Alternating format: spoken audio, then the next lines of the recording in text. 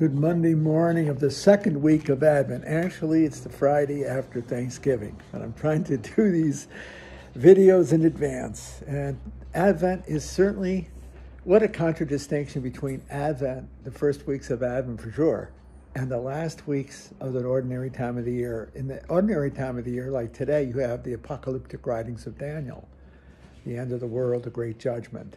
Here you see in Advent, the anticipation of redemption. It's a looking forward. That's obviously setting up Christmas. But you see, the whole world is now opening itself up to the Redeemer. And so the imagery that they use, it's Isaiah, the prophet Isaiah. The imagery is powerful.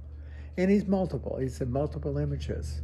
But I think my favorite, although it isn't the one that it concludes on Tuesday, it's the shepherd on Tuesday. But this one here, I love it when you see how the earth responds, how the earth comes alive. I just read. This is somewhat slightly different, but you watch it. No, really not. Watch this. The desert and the parched land will exult. Think of the desert. See? The steppe will rejoice and bloom. They will bloom with abundant flowers and rejoice with joyful song. The glory of Lebanon will be given to them, the splendor of Carmel and Sharon. They will see the glory of the Lord, the splendor of our God.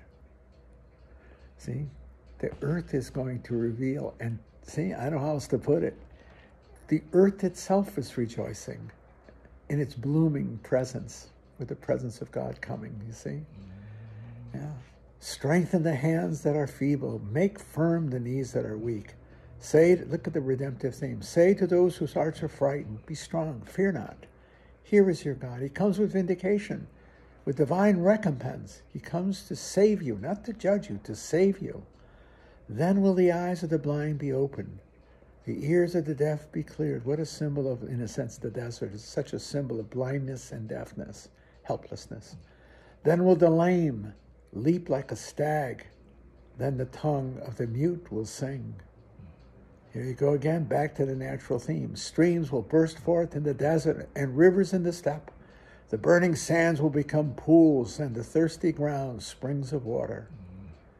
The abode where jackals lurk will be a marsh for the reed and the papyrus. A highway will be there, called the Holy Way.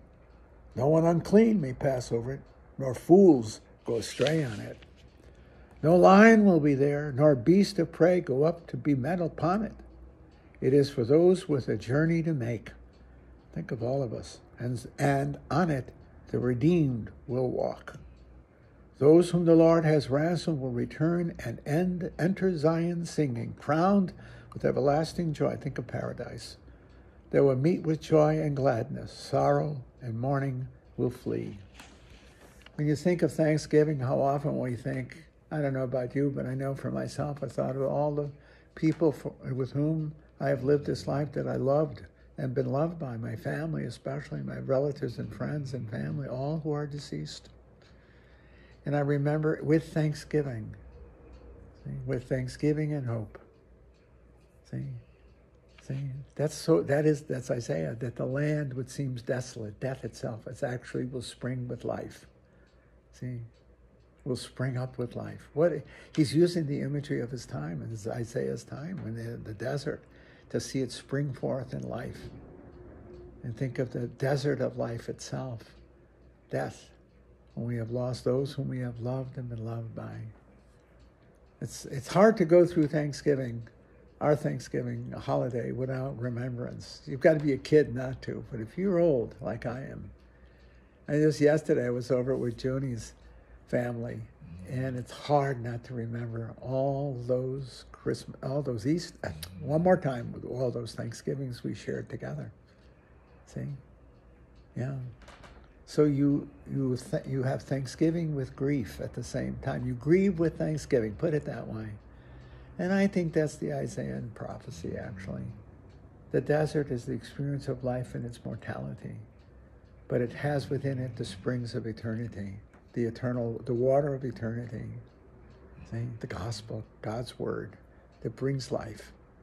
See? In our journey, we are comforted. We are truly comforted by that hope.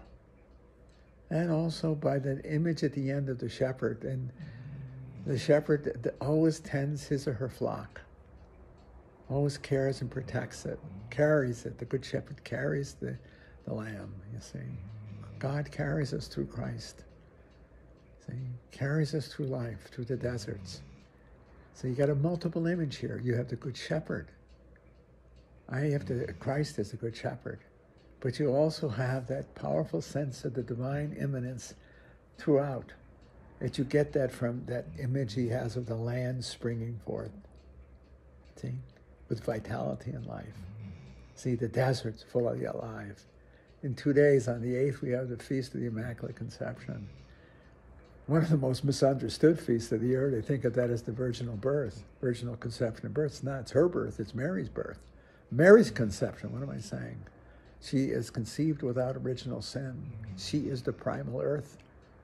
This is the new creation. See? The new creation.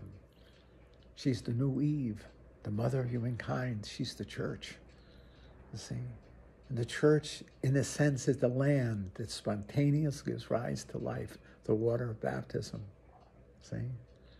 I'm mixing up all those images. The church is the good shepherd. She guards her family. She nurtures and guards her family.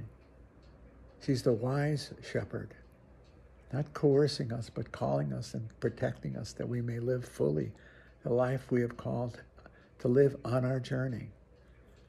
I don't know if I'm saying any of this well this morning. I feel myself struggling with the imagery. Not because I don't understand it, it's because there's so much to it. And I'm floundering a little bit, trying to put it all together. But you see it. I love the image of the land. The spontaneity and the life forces that are in the land itself is a great image that Isaiah is using. And even when it seems so dead and so remote, it is still teeming with life. If one thing I've learned that in hunting in the wilderness of Alaska and Ontario. Even though it's a quintessential opposite of a desert, it is still wild and and untamable, as is the desert. Yet it's full of life. I said of the wilderness as the eighth sacrament. You find God present in its vitality, in its wildness. That's the truth of the desert as well. See? It's the spontaneity of the earth, the spontaneity of life itself, called to life by God. See? It's a powerful image. I have a great sense of debt to my experiences in the wilderness, in the true wildernesses that I've been in. Not that I'm a great wilderness person, but I've been in it. And to recognize it's both its peril and its glory and its beauty and its power. Its power, it brings life. It's what Rudolf Otto said, it gives you your sense of creatureliness, but that's the beginning of wisdom, of religious wisdom. You know who you are. You know who you are and who you're called to be. You know, you see. The wilderness, the land, the desert will teach you. And that's the voice of God, voce de Dio. It's the voice of God calling us, always calling us to a humble obedience to his presence in our lives. Not even obedience as much as an affectionate intimacy with God who guides us, the good shepherd, the land out of which he draws life. Hey, the church. I don't know if I did this well or not, but these are my thoughts.